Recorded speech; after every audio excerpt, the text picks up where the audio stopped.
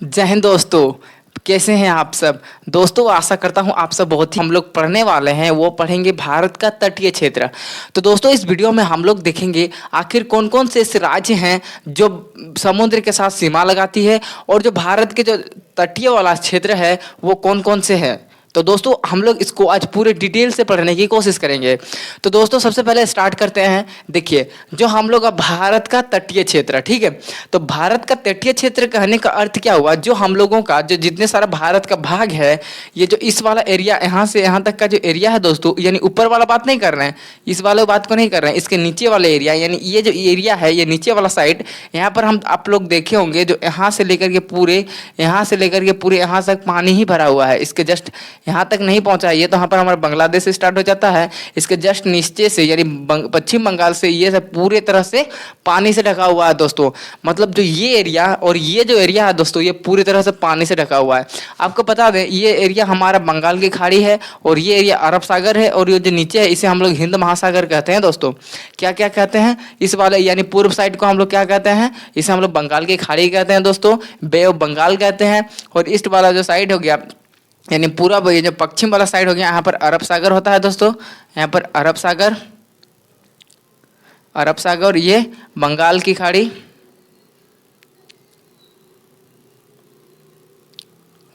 खाड़ी, और नीचे जो मिलेगा दोस्तों यहाँ पर नीचे ये हमारा हिंद महासागर दोस्तों, ठीक है। ये इस साइड बंगाल की खाड़ी, इस साइड अरब सागर और नीचे हिंद महासागर। तो दोस्तों हमारा जो भारत जो प्रायद्वीपीय क्षेत्र है यानी जो समुद्र के साथ सटा हुआ है वो एरिया तीन ओर से समुद्र से घिरा हुआ है पूरा भारत, इधर अरब सागर, इधर बंगाल की खाड़ी और नीचे हिंद महासागर। तो दोस्तों आज हम लोग इसी जो कौन कौन से राज्य हैं जो समुद्र के साथ सटे हुए हैं उन सारे राज्यों को हम लोग अभी पढ़ने की कोशिश करेंगे। तो देखिए तो सबसे पहले आपको दिख रहा होगा ये जो एरिया है दोस्तों इसे हम लोग क्या कहते हैं, इसे हम लोग कहते हैं गुजरात। इस एरिया को हम लोग कहते हैं गुजरात। ये जो एरिया है दोस्तों इस एरिया को हम लोग क्या कहते हैं, गुजरात कहते हैं, ठीक है। और जस्ट इसके नीचे हम लोगों का गुजरात जैसे ही खत्म होता है इसके नीचे हम लोग यहाँ पर मिलेगा दोस्तों ये वाला जो है ये महाराष्ट्र मिलेगा दोस्तों, ये ठीक है, ये महाराष्ट्र मिलेगा दोस्तों, ठीक है। नीचे वाला एरिया महाराष्ट्र मिलेगा। और जब इसके नीचे हम लोग देखेंगे दोस्तों तो यहाँ में छोटा सा एकदम इतना छोटा मोटा एक देश मिलेगा, ये सॉरी राज्य मिलेगा। उस राज्य का नाम क्या है दोस्तों, गोवा। इस राज्य को हम लोग किस नाम से जानते हैं, गोवा। टोटल कितना राज्य हो गए हैं, 3 राज्य। जो इस वाला राज्य है इसे हम लोग गुजरात कहते हैं दोस्तों, और ये जो एरिया है ये महाराष्ट्र है और नीचे वाला है गोवा, ठीक है दोस्तों। अब हम नीचे देखेंगे तो यहाँ से हम लोगों को एक अन्य राज्य मिलेगा दोस्तों, इतना बड़ा नहीं है, छोटा मोटा है, ज़्यादा छोटा भी नहीं है। इसे हम लोग कहते हैं दोस्तों इसे कर्नाटक। इस राज्य को क्या कहते हैं, कर्नाटक कहते हैं दोस्तों। जो ये वाला एरिया है गोवा के जस्ट नीचे आपको मिलेगा दोस्तों कर्नाटक। तो पहले मिला हम लोगों को गुजरात, उसके बाद मिला महाराष्ट्र, उसके नहीं गोवा, उसके बाद हम लोग कर्नाटक मिला, और कर्नाटक के जस्ट नीचे मिलेगा इस तरह से आपको ये मिलेगा केरल दोस्तों। क्या मिलेगा, केरल। आई होप आपको समझ में आ रहा होगा। तो जो ये वाला एरिया है ये वाला जो भारत का इस वाला एरिया है इसे हम लोग क्या कहते हैं दोस्तों, गुजरात कहते हैं। जस्ट गुजरात के नीचे मिलेगा आपको महाराष्ट्र, और महाराष्ट्र के नीचे छोटा मोटा जगह मिलेगा, इस जगह इसे हम लोग कहते हैं गोवा। क्या कहते हैं दोस्तों, गोवा, ठीक है। और गोवा के जस्ट नीचे मिलेगा आपको कहाँ, क्या, कर्नाटक मिलेगा। गोवा के जस्ट नीचे आपको क्या मिलेगा दोस्तों, कर्नाटक, और कर्नाटक के नीचे आपको मिलेगा केरल। तो टोटल आप बात करें जो पश्चिम साइड हो गया यानी पश्चिम साइड जो हम लोगों का इस साइड जो क्या बोलते हैं जो समुद्र के साथ सीमा बनाता है वो टोटल 5 देश बनाता है। कौन कौन सा, पहला तो हो गया हमारा गुजरात, दूसरे के बाद में आता है महाराष्ट्र, तीसरे में आता है गोवा, चौथा में आता है कर्नाटक और पांचवा में आता है केरल। कितना आता है, केरल। तो दोस्तों हम लोग टोटल कितने राज्य देखें, 5 राज्य। वहीं अगर बात करें पूरब साइड की तो पूरब साइड आपको दिख रहा होगा दोस्तों, नीचे से स्टार्ट करते हैं तो ये वाला एरिया है यहाँ तक, इसे हम लोग कहते हैं तमिलनाडु, ट्रियन से लिख देते हैं। इस वाला एरिया क्या कहलाता है, तमिलनाडु कहलाता है दोस्तों। अब जैसे तमिलनाडु के सीधे ऊपर उठिएगा तो इस वाले एरिया को यहाँ से यहाँ तक को एरिया को हम लोग कहते हैं आंध्र प्रदेश। क्या कहते हैं दोस्तों, आंध्र प्रदेश कहते हैं। क्या कहते हैं, आंध्र प्रदेश, ठीक है। अब आंध्र प्रदेश से जैसे ही ऊपर उठिएगा यहाँ पर मिलेगा आपको उड़ीसा। क्या मिलेगा दोस्तों, उड़ीसा। क्या मिलेगा, उड़ीसा, ठीक है। नीचे मिला तमिलनाडु, उसके जस्ट ऊपर मिला आपको आंध्र प्रदेश, और जस्ट उसको ऊपर मिला आपको उड़ीसा, और उड़ीसा के ऊपर आप देखेंगे हम लोगों का बंगाल। क्या मिलेगा? हाँ, बंगाल, और बंगाल के जस्ट इस साइड मिलेगा आपको झारखंड। क्योंकि हम लोग झारखंड से बिलोंग करते हैं, इसलिए अपना राज्य को तो दर्शाना जरूरी है ना। तो दोस्तों आपको पता होगा जो पूर्वी साइड जो सीमा लगाता है, यानी बंगाल की खाड़ी से जो राज्य सीमा बनाती है, उस राज्य टोटल कितना राज्य है? टोटल 4 राज्य है। कौन कौन से? तमिलनाडु, आंध्र प्रदेश, फिर हो गया उड़ीसा और पश्चिम बंगाल। उड़ीसा और वेस्ट बंगाल लिख देते हैं दोस्तों, ठीक है। तो आपको क्वेश्चन ऐसा पूछा जाएगा कि बताओ बाबू, इनमें से कौन सा राज्य बंगाल की खाड़ी के साथ सीमा लगाता है? तो ऑप्शन में दे दिया है आपको, ऑप्शन में 3 गो ऐसा राज्य दिया जाएगा जो सेम नहीं है, और 1 गो दिया जाएगा इनमें से 4 में से 1 दिया हुआ रहेगा दोस्तों, ठीक है। तो आप अच्छा से आराम से समझ में आगे आप आंसर लगा सकते हो, ठीक है। तो चलिए फिर से एक बार रिवाइज कर लेते हैं। तो दोस्तों हम लोगों ने देखा जो हमारा भारत है, भारत के साथ जो समुद्र के साथ भारत का सीमा लगता है, वो टोटल 9 राज्य से होकर के सीमा लगती है। अगर हम बात करें पूर्वी साइड, तो पूर्वी साइड सबसे ऊपर बात करें तो दोस्तों वो पश्चिम बंगाल के साथ लगता है, और जस्ट पश्चिम बंगाल के नीचे लगता है उड़ीसा, उड़ीसा के नीचे लगता है आंध्र प्रदेश, और आंध्र प्रदेश के नीचे लगता है दोस्तों हमारा तमिलनाडु, ठीक है। और वहीं अगर बात करें हम लोग पश्चिम की ओर, यानी पूर्व साइड तो हो गया, अब बात करें पश्चिम की ओर, तो पश्चिम की ओर दोस्तों, पश्चिम की ओर लगता है हमारा गुजरात ऊपर से, उसके नीचे महाराष्ट्र, महाराष्ट्र के नीचे गोवा, गोवा के नीचे कर्नाटक, और कर्नाटक के नीचे केरल। तो दोस्तों टोटल इसी प्रकार टोटल 9 राज्य है जो हम लोगों के भारत के समुद्र के साथ सीमा लगता है दोस्तों, ठीक है। तो ये तो हो गए दोस्तों राज्य के बारे में। अब हम बात करते हैं इसके तटीय क्षेत्र, आखिर कौन कौन किस किस नाम से क्षेत्र से हम लोग तटीय क्षेत्र के नाम से जानते हैं दोस्तों, ठीक है। तो चलिए एक बार इसको मिटा लेते हैं और फिर से इंडिया का मैप बनाने की कोशिश करते हैं और समझने की कोशिश करते हैं दोस्तों, ठीक है। तो देखिए इसको हम यहां से मिटा देते हैं। आई होप आपको समझ में आ रहा होगा।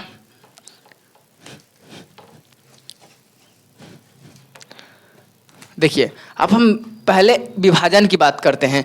यानी हम लोगों ने देखा जो हमारा तटीय क्षेत्र था, तो तटीय क्षेत्र का जो विभाजन होता है दोस्तों वो 2 भागों में होता है। एक होता है एक पश्चिमी तटीय और एक पूर्वी तटीय। यानी आपको पश्चिमी तट और पूर्वी तट समझने से पहले आपको हमारा जो दिशा है दोस्तों, अगर आप लोगों ने दिशा नहीं समझा है तो एक बार दिशा पर हम लोग नजर डाल लेते हैं, ठीक है। तो दोस्तों ये जो हमारा हो गया बुक के हिसाब से दिशा, ठीक है दोस्तों, ये बुक के हिसाब से हो गया दिशा। तो आप लोग जानते ही होंगे जो हमारा इस साइड होता है, ये पूर्व, तो सबको पता रहता है कि पूर्व किस साइड रहता है। तो जो इस साइड रहता है दोस्तों हमारा पूर्व रहता है। क्या रहता है? पूर्व रहता है, ठीक है। और पूर्व के जस्ट ऑपोजिट हमारा रहता है पश्चिम। पूर्व के जस्ट ऑपोजिट हमारा कौन सा रहता है? पश्चिम रहता है दोस्तों, ठीक है। और पूर्व पश्चिम, फिर ऊपर में क्या रहता है दोस्तों? उत्तर रहता है। क्या रहता है? उत्तर। और नीचे में दक्षिण, ठीक है दोस्तों, नीचे में क्या रहता है? दक्षिण। तो आपको कहा जा रहा है यहाँ पर कि जो हमारा विभाजन हुआ है दोस्तों, जो प्रायद्वीपीय पठार यानी जो तटीय क्षेत्र का जो विभाजन हुआ है वो किस आधार पर हुआ है? एक तो पश्चिमी तटीय और एक पूर्वी तटीय, यानी 2 तटीय के क्षेत्र के हिसाब से हम लोगों का भी विभाजन हुआ है। पहला क्या हुआ? पश्चिमी तटीय, और दूसरा पूर्वी तटीय। तो अब हम क्या करेंगे, इसको मैप के माध्यम से समझेंगे कि आखिर पश्चिमी तट में कौन कौन से आते हैं और पूर्वी तट में कौन कौन से आते हैं। तो मैप से देने से पहले आपको यहाँ पर लिखा हुआ रहेगा, जो बात करें पश्चिमी तट में, तो पश्चिमी तट में आता है गुजरात तटीय क्षेत्र, कोंकण तटीय क्षेत्र, कन्नड़ तटीय क्षेत्र और मालवार तटीय क्षेत्र। तो दोस्तों पश्चिम साइड टोटल 4 क्षेत्र आते हैं। कौन कौन से? एक होता है गुजरात, एक होता है कोंकण, एक होता है कन्नड़ और एक होता है मालवार। टोटल 4 क्षेत्र आते हैं। ये क्या बोलते हैं? तटीय क्षेत्र है दोस्तों, ठीक है। और वहीं अगर बात करें हम लोग पूर्वी क्षेत्र में, पूर्वी तटीय क्षेत्र में, तो पूर्वी तटीय क्षेत्र में टोटल 2 क्षेत्र आते हैं दोस्तों। एक होता है उत्तरी सरकार क्षेत्रक और एक होता है हमारा क्या होता है? कोरोमंडल क्षेत्रक। कौन हो गया? उत्तरी सरकार क्षेत्रक और एक होता है कोरोमंडल क्षेत्र। तो चलिए अब हम इसको मैप के माध्यम से बनाने की कोशिश करते हैं। तो देखिए पहले तो हम इसको मिटा लेते हैं दोस्तों।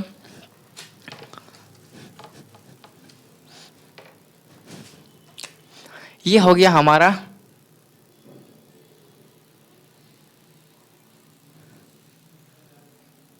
मैप, ठीक है दोस्तों। मैप इस वाला एरिया को बनाया है। तो देखिए यहाँ जो मिलेगा दोस्तों हम लोगों का कच्छ, क्या मिलेगा? कच्छ जिला। कच्छ, कौन कच्छ किसका जिला है दोस्तों? कच्छ है गुजरात। आपको पता ही होगा, हमने अभी जस्ट बताया आपको। ये जो एरिया है दोस्तों, ये एरिया क्या कहलाता है? गुजरात। ये एरिया गुजरात, ठीक है। अब गुजरात के ऊपर यहाँ पर मिलेगा आपको कच्छ। अब कच्छ से जैसे ही नीचे आएंगे दोस्तों, तो यहाँ पर आपको मिलेगा क्या? दमन। क्या मिलेगा? दमन। ये दमन हमको पता है क्या है? दमन एक भारत का केंद्र शासित प्रदेश है, यानी यहाँ पर आपको मिलेगा क्या? दमन। तो बात करें इस जो एरिया वाला क्षेत्र है, यानी कच्छ से लेकर के जो ये दमन के बीच में जो ये एरिया बच गया दोस्तों, इस एरिया को हम लोग क्या कहते हैं दोस्तों? इस एरिया को कहते हैं गुजरात तटीय क्षेत्र। गुजरात तटीय क्षेत्रक। आपको पूछा जा सकता है कि बताओ बाबू, गुजरात तटीय क्षेत्र कहाँ से कहाँ तक लेकर कहाँ से कहाँ तक है? तो आपको याद रखना होगा दोस्तों, जो गुजरात का जो तटीय क्षेत्र है वह गुजरात के कच्छ जिला से लेकर के दमन तक, दमन के बीच में फैला हुआ है। ठीक है दोस्तों, तो यहाँ से जो यहाँ तक का जो एरिया है इसे हम लोग क्या कहते हैं? गुजरात तटीय क्षेत्र कहते हैं दोस्तों। क्या कहते हैं? गुजरात तटीय क्षेत्र। यहाँ तक क्लियर हो गया? ये तो हो गया हमारा फर्स्ट। अब सेकंड की बात करें तो यहाँ पर दमन से स्टार्ट होकर यहाँ पर आपको मिलेगा दोस्तों एक छोटा सा राज्य, दमन से लेकर के एक छोटा सा राज्य जो मिलेगा आपको गोवा। क्या मिलेगा दोस्तों? गोवा। ठीक है, तो यहाँ से यहाँ दमन से लेकर के जो गोवा वाला जो एरिया है दोस्तों, ये जो एरिया है, ये जो क्षेत्र है तटीय क्षेत्र है, इस क्षेत्र को हम लोग क्या कहते हैं दोस्तों? कोकड़ क्षेत्र कहते हैं। क्या कहते हैं? कोकड़ क्षेत्र। क्या कहते हैं दोस्तों? कोकड़ क्षेत्र। याद रखिएगा, कोकड़ क्षेत्र। क्या कहते हैं? यहाँ पर लिखा हुआ सेकंड में कोकड़ क्षेत्र। कोकड़ क्षेत्रक, तटीय क्षेत्र, तटीय लिखना भूल गए, कोकड़ तटीय क्षेत्रक दोस्तों। ठीक है, तो दमन से लेकर के जो गोवा के बीच में जो क्षेत्रक पाया जाता है, क्षेत्रक होते हैं दोस्तों, समुद्र के साथ जो क्षेत्रक बना हुआ रहता है, उस क्षेत्र को हम लोग क्या कहते हैं?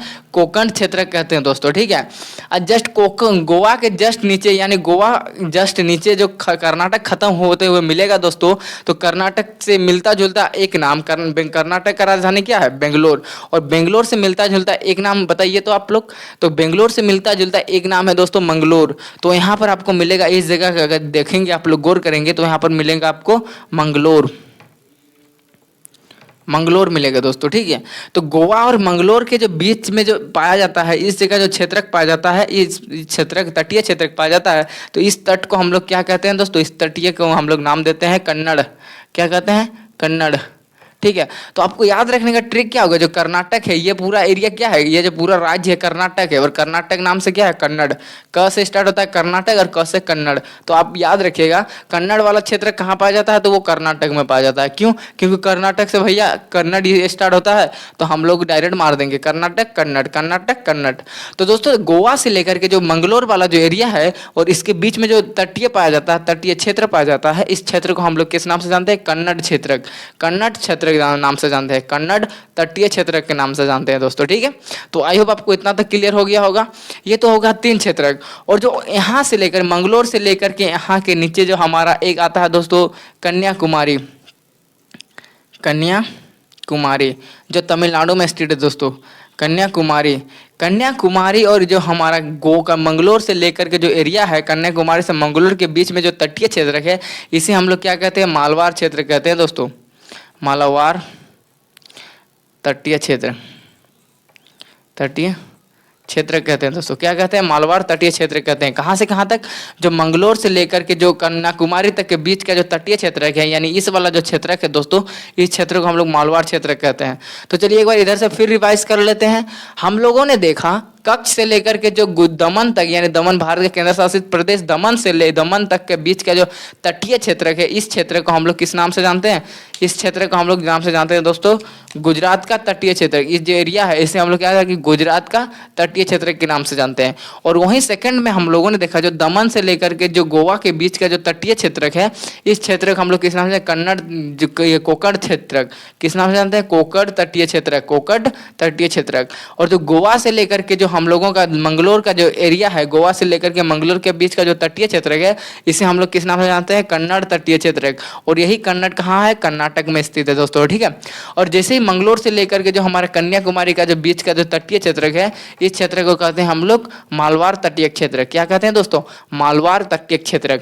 तो आई होप आपको पश्चिमी वाला जो एरिया है, पश्चिमी का जो तटीय क्षेत्र है, ये पूरे अच्छे से क्लियर हो चुका होगा दोस्तों। ठीक है, तो अब आगे बढ़ते हैं। अब हम पढ़ेंगे दोस्तों पूर्व की साइड, यानी पूर्व के साइड कितने तरह के क्षेत्र पाए जाते हैं। तो आप लोगों ने देखा जो पूर्व के साइड दोस्तों दो ही क्षेत्र पाए जाते हैं, एक तो उत्तरी सरकार तटीय क्षेत्र और एक होता है दोस्तों कोरोमंडल तटीय क्षेत्र। उत्तरी सरकार और एक कोरोमंडल तटीय क्षेत्र। तो चलिए कहाँ से कहाँ तक इसका विस्तार है उसको हम लोग पढ़ते हैं। तो चलिए मिटा लेते हैं एक बार। फिर से मैप बनाएंगे। आई होप आपको यहाँ तक समझ में आ चुका होगा। अब हम बात करेंगे आगे की ओर।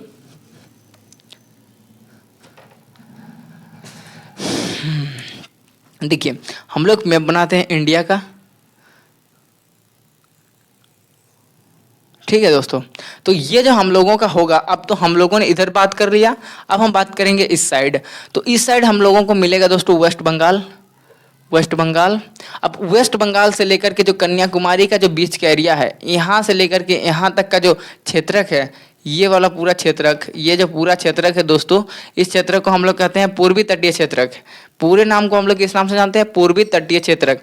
यहाँ पर मिलेगा आपको श्रीलंका। इस वाले एरिया को हम लोग किस नाम से जानते हैं दोस्तों? पूर्वी तटीय क्षेत्रक। तो आपको याद होगा दोस्तों, यहाँ पर मिलेगा आपको बंगाल, यहाँ खत्म होगा, बंगाल से नीचे मिलेगा आपको उड़ीसा, यहाँ पर मिलेगा आपको ओडिशा, ठीक है। तो उड़ीसा और उड़ीसा के जस्ट नीचे आपको मिलेगा आंध्र प्रदेश, यहाँ पर आंध्र प्रदेश मिलेगा, एपी मिलेगा, और एपी के जस्ट नीचे से यहाँ पर शुरू होता है दोस्तों तमिलनाडु। तमिलनाडु, ठीक है। तो जो दो यानी यहाँ पर टोटल चार राज्य में हम लोगों को बांटा गया है पूर्वी तटीय को दो भागों में, एक उत्तरी सरकार तटीय और एक होता है कोरोमंडल तटीय, कोरोमंडल तट, ठीक है। तो दोस्तों वेस्ट बंगाल से लेकर के जो आंध्र प्रदेश वाला जो एरिया है, यहाँ से लेकर के यहाँ वाला को जो हम लोग कहते हैं दोस्तों, यानी यहाँ वाला से लेकर के यहाँ तक का जो प्रायद्वीपीय भाग होता है, यानी जो यहाँ पर तटीय क्षेत्र है, यहाँ से लेकर के यहाँ से का जो तटीय क्षेत्र है, इस क्षेत्र को हम लोग कहते हैं दोस्तों उत्तरी सरकार तटीय क्षेत्र। यहाँ से यहाँ तक के लेकर के हम लोग किस नाम से जानते हैं? उत्तरी सरकार तट। और जो कन्याकुमारी से लेकर के जो आंध्र प्रदेश वाला एरिया है, यहाँ वाला एरिया है, इसे हम लोग कहते हैं दोस्तों कोरोमंडल तटीय क्षेत्र। यानी यहाँ से लेकर के इस वाले एरिया को हम लोग किस नाम से जानते हैं? कोरोमंडल तटीय क्षेत्र। और हम लोग वेस्ट बंगाल से लेकर के आंध्र प्रदेश के बीच के जो एरिया को हम लोग यानी तटीय क्षेत्र को हम लोग कहते हैं उत्तरी सरकार तटीय क्षेत्र। किस नाम से जानते हैं? उत्तरी सरकार तटीय क्षेत्र, ठीक है दोस्तों। तो चलिए अब हम बात करते हैं जो उत्तरी सरकार तटीय क्षेत्र है ना, यानी सर ये जो एरिया है ना, इस एरिया को हम लोग दो भाग में और एक भाग में बांटते हैं। इसको हम लोग बीच में जब भाग देते हैं बीच में, तो इधर वाला बन जाता है दोस्तों, यानी उड़ीसा साइड बन जाता है उत्कल तटीय क्षेत्रक। तो दोस्तों अगर आप लोग नहीं जानते तो हम आपको बता दें, ये जो उत्कल वर्ड है ना, यानी उत्कल को हम लोग पहले उड़ीसा को उत्कल कहा जाता था। यानी आपको ऐसा भी पूछ सकता है, जो उड़ीसा का पूरा नाम है ना दोस्तों, उड़ीसा का पुराना नाम क्या है? उत्कल था। उड़ीसा को पहले क्या किस नाम से जाना जाता था? उत्कल। तो जो उड़ीसा वाला जो क्षेत्रक है, यानी उड़ीसा में जो पड़ने वाला जो पठार क्षेत्रक है, यानी जो ये क्षेत्रक है दोस्तों, इस क्षेत्रक को हम लोग कहते हैं उड़ीसा यानी उत्कल तटीय क्षेत्रक भी कहा जाता है। तो इस वाले को उत्कल तटीय क्षेत्रक भी कहा जाता है, और जो पूरे वाले को कहा जाता है दोस्तों उत्तरी सरकार तटीय क्षेत्रक। पूरे वाले को क्या कहा जाता है? उत्तरी सरकार तटीय क्षेत्रक। और जो इसका जो बीच में अगर काट देते हैं यहाँ से, अगर हम बात करें उड़ीसा वाला क्षेत्रक, तो ये वाला जो क्षेत्रक है, ये वाला उड़ीसा क्षेत्रक है, तो इसमें जो आएगा दोस्तों आपका वो उत्तरी सरकार तटीय क्षेत्रक ना होकर के आपका आ जाएगा उत्कल तटीय क्षेत्र। क्या आ जाएगा दोस्तों? उत्कल तटीय क्षेत्र का जाएगा। तो इस वाले को हम लोग उत्कल तटीय क्षेत्र कहेंगे। और जो पूरा है वेस्ट बंगाल से लेकर के जो आंध्र प्रदेश के बीच में है, इसको हम लोग कहते हैं दोस्तों उत्तरी सरकार तटीय क्षेत्रक। क्या कहते हैं? उत्तरी सरकार तटीय क्षेत्रक। तो आई होप दोस्तों आपको इतना तक क्लियर हो गया होगा। तो चलिए अब हम बात करते हैं दोस्तों, आप लोगों ने तो देखा 9 राज्य टोटल है और कितना तटीय क्षेत्र में बांटा गया है, ठीक है। अब हम बात करते हैं, अगर हम बात करें पूरा टोटल यहाँ से लेकर के यहाँ तक की जो अगर लंबाई की बात करें, यानी यहाँ गुजरात से लेकर के वेस्ट बंगाल का तक तटीय जितना दूर समुद्र के साथ सीमा लगाता है भारत, उसका जो क्षेत्रफल है दोस्तों वो है 7516.6 किलोमीटर है। यानी 7516 किलोमीटर ऐसा है जो भारत पूरा समुद्र के साथ ही सीमा बनाता है। इतना लंबा जो किलोमीटर है क्षेत्रफल है, वो पूरा समुद्र के साथ सीमा बनाता है दोस्तों, ठीक है। पूरा भारत यहाँ से लेकर के आप यहाँ तक काउंट करोगे, जहाँ तक समुद्र का साथ सीमा बनता है, वहाँ तक टोटल मिलेगा दोस्तों आपको 7516.6 किलोमीटर मिलेगा, ठीक है। तो आई होप आपको इतना तक क्लियर हो चुका होगा। अब हम बात करेंगे दोस्तों जो तटीय क्षेत्र यानी जो पूर्वी साइड वाला जो क्षेत्रक है, वहाँ की विशेषता के बारे में, ठीक है। तो चलिए स्टार्ट करते हैं, इसको मिटा लेते हैं फिर एक बार।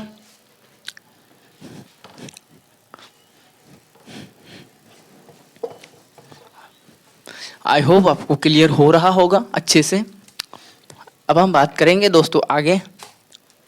देखिए अब हम बात करेंगे पूर्वी साइड, यानी इसको हम लोग लिख देते हैं इस साइड। तो दोस्तों बात करें हम लोग पूर्वी साइड, तो पूर्वी का जो विस्तार है वो कहाँ से कहाँ तक है? पूर्व का विस्तार है दोस्तों हमारा वेस्ट बंगाल से लेकर के कन्याकुमारी तक, कन्याकुमारी तक दोस्तों, ठीक है। वेस्ट बंगाल से लेकर के कन्याकुमारी तक दोस्तों, ठीक है। और बात करें वेस्ट बंगाल से लेकर के कन्याकुमारी तक, और जो इसमें जो ये जो पूर्वी बंगाल यानी पूर्वी तटीय के जो क्षेत्रक हैं, यहाँ तक जो नदी होती है, जो पूर्वी तट में जो नदी बहती है दोस्तों, यानी आप बात करें इस वाला एरिया को, इस वाला एरिया की बात करें तो इस साइड जो नदी बहती है, इधर से नदी बहती बह करके अगर आती है, और ये जो नदी कहाँ गिरती है दोस्तों आपको पता ही होगा, यहाँ पर मिलेगा आपको बंगाल की खाड़ी, बंगाल की खाड़ी दोस्तों, ठीक है। यहाँ पर आपको बंगाल की खाड़ी मिलेगा। तो दोस्तों इधर से टोटल कितनी, टोटल 4 नदी ही बहती है। और ये जो नदी बहती है, और इस नदी बहने का एक खासियत होता है दोस्तों, ये जो नदी बहती है इस नदी में क्या होता है, डेल्टा बनाने की क्षमता होती है। ये जो नदी बहती है दोस्तों, ये नदी क्या बनाती है, डेल्टा बनाती है। ये नदी क्या बनाती है, डेल्टा। तो दोस्तों यहाँ पर आपको मिलेगी, यहाँ पर आपको मिलेगी महानदी। ये जो उड़ीसा में है, ये पूरा एरिया जो है उड़ीसा वाला है, और यहाँ पर मिलेगी यह नदी महानदी।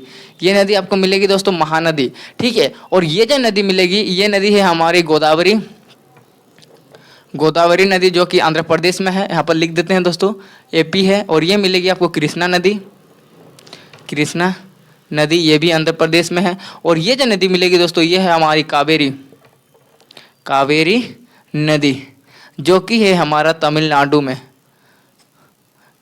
तमिलनाडु। तो दोस्तों ये जो महानदी है, महानदी क्या करती है, डेल्टा बनाती है। जो है गोदावरी नदी, गोदावरी नदी भी डेल्टा बनाती है। और जो कृष्णा नदी है, कृष्णा नदी भी डेल्टा बनाती है। कावेरी नदी भी डेल्टा बनाती है। तो दोस्तों आपको क्वेश्चन किस तरह पूछ सकता है कि बताइए इनमें से कौन सी नदी बंगाल की खाड़ी में गिरती है? तो इन 4 है, 4 नदी है, 4 नदी आपको आंसर दिया हुआ है, 4 नदी में कोई भी एक आंसर दिया हुआ रहेगा, बाकी अन्य नदी बता दिएगा। या फिर ऐसा क्वेश्चन पूछा जा सकता है कि बताइए इनमें से कौन सी नदी बंगाल की खाड़ी में नहीं गिरती है? इन चारों का आंसर, तीनों का दे दिया रहेगा, एक को नहीं दिया रहेगा, तो आप उसे छाड़ सकते हो। तो दोस्तों इसका कहने का अर्थ क्या हुआ कि जो इस नदी है, यानी जो महानदी है, महानदी क्या बनाती है, डेल्टा बनाती है। और इससे हम लोग कहते हैं महानदी का डेल्टा। और जो इस साइड जो ये है हमारी जो गोदावरी नदी, ये भी डेल्टा बनाती है, जो कहाँ है, आंध्र प्रदेश में है। और ये जो है इस नदी को हम लोग कहते हैं कृष्णा नदी, कृष्णा नदी कहाँ है, आंध्र प्रदेश में है। और जो ये कावेरी नदी है दोस्तों, ये तमिलनाडु में स्थित है। ये जो 4 नदी ही है, प्रमुख 4 ही नदी ऐसी है जो क्या करती है, डेल्टा बनाती है। और ये क्या करती है, क्या बोलते हैं, बंगाल की खाड़ी में जा करके गिरती है दोस्तों, ठीक है। तो आई होप आपको इतना से क्लियर हो गया होगा। अब हम बात करें इस नदी की खासियत की, तो ये जो नदी होती है दोस्तों, इस नदी का जो क्षेत्रफल होता है वो कितना होता है, 150 किलोमीटर चौड़ा हो सकती है। 150 किलोमीटर तक ये चौड़ा होता है। ये नदी की बात नहीं करें, सॉरी, ये जो पूरा क्षेत्रक है, यानी जो ये वाला क्षेत्रक की चौड़ाई है, ये जो हमारा पूर्वी तटीय क्षेत्रक है, इस क्षेत्र का चौड़ाई की बात करें तो वो टोटल कितना है, 150 किलोमीटर चौड़ा हो सकता है। कितना हो सकता है, टोटल 150 किलोमीटर चौड़ा हो सकता है। कौन वाला, जो ये पूर्वी क्षेत्रक है, पूर्वी तटीय क्षेत्रक का जो चौड़ाई है वो 150 किलोमीटर हो सकता है दोस्तों, ठीक है।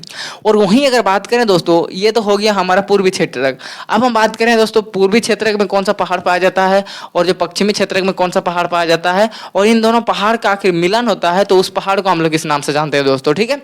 तो चलिए अब हम बात करते हैं पहाड़ के बारे में। चलिए मिटा लेते हैं एक बार इसको।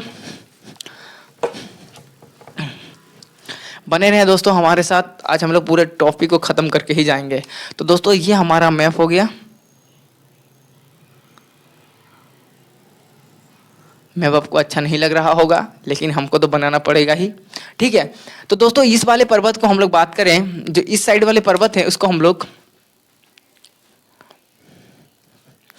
देखिए दोस्तों ये जो पश्चिम साइड हो गया, यानी इस वाले साइड को, इस वाले जो पर्वत है दोस्तों, इस वाले पर्वत को हम लोग किस नाम से जानते हैं दोस्तों, इस वाले पर्वत को हम लोग कहते हैं सादरी पर्वत। क्या कहते हैं दोस्तों, सादरी पर्वत। ये जो पश्चिमी साइड है दोस्तों, सादरी पर्वत, ये जो पश्चिमी साइड है, पश्चिमी साइड के जो बड़े पर्वत होते हैं दोस्तों, इस पर्वत को क्या नाम दिया गया है, सादरी पर्वत। और दोस्तों बात करें हम लोग जो पूर्वी साइड जो पर्वत होता है, ये जो इस वाला पर्वत है दोस्तों, ये वाला पूरा पर्वत है, जो इस क्षेत्र में जो पर्वत है दोस्तों, इस पर्वत को हम लोग कहते हैं दोस्तों क्या, और जो पूर्वी क्षेत्र के जो पर्वत है दोस्तों, इसे हम लोग कहते हैं महेंद्रगिरी, महेंद्रगिरी पर्वत, ठीक है। जो पूर्वी साइड यानी पूर्वी तट के क्षेत्र में जो पर्वत है उस पर्वत को नाम देते हैं महेंद्रगिरी पर्वत, और जो पश्चिमी साइड के जो तटीय क्षेत्र में जो पर्वत पाए जाते हैं उसे हम लोग कहते हैं सादरी पर्वत। क्या कहते हैं? सादरी पर्वत। और दोस्तों आपको मिल दिख रहा होगा यहाँ पर दो जो पर्वत है, ये दोनों पर्वत यहाँ पर मिल रहे हैं, ठीक है, ये जगह पूरा मिल रहे हैं। तो आपको यहाँ पर बना देते हैं इस प्रकार दोनों पर्वत यहाँ पर मिल रहे हैं दोस्तों। तो इस पर्वत को हम लोग कहते हैं नीलगिरी पर्वत, नीलगिरी पर्वत। यानी आपको पूर्वी साइड में मिलेगा महेंद्रगिरी पर्वत और पश्चिमी साइड में मिलेगा सादरी पर्वत, और दोनों पर्वत अगर जहां पर मिल रही है, जो इस पर्वत का निर्माण हो रहा है, इस पर्वत को हम लोग कहते हैं नीलगिरी पर्वत। क्या कहते हैं? नीलगिरी पर्वत। और दोस्तों हम आपको बता दें, ये जो नीलगिरी पर्वत है ये कहाँ है? ये तमिलनाडु में स्थित है। कहाँ है? तमिलनाडु। यानी आपको क्वेश्चन पूछा जा सकता है कि बताइए जो नीलगिरी पर्वत है वो कहाँ है? तो वो जो नीलगिरी पर्वत है दोस्तों वो कहाँ है? तमिलनाडु में है। तो आपको पता होगा, आपको पता होना चाहिए कि जो हम लोग को पूर्वी तटीय क्षेत्र में जो पर्वत पाए जाते हैं उस पर्वत का नाम है महेंद्रगिरी पर्वत, और जो पश्चिमी साइड यानी जो पश्चिम साइड के जो तटीय क्षेत्र में जो पर्वत पाए जाते हैं उसका नाम है दोस्तों सादरी पर्वत। और जो दोनों पर्वत आखिर में जहाँ मिलते हैं और वहाँ पर एक पर्वत का निर्माण होता है, जैसे कि आपको यहाँ दिख रहा होगा, इस पर्वत को हम लोग कहते हैं नीलगिरी पर्वत। क्या कहते हैं? नीलगिरी पर्वत। और यही नीलगिरी पर्वत कहाँ स्थित है दोस्तों? यह तमिलनाडु में स्थित है।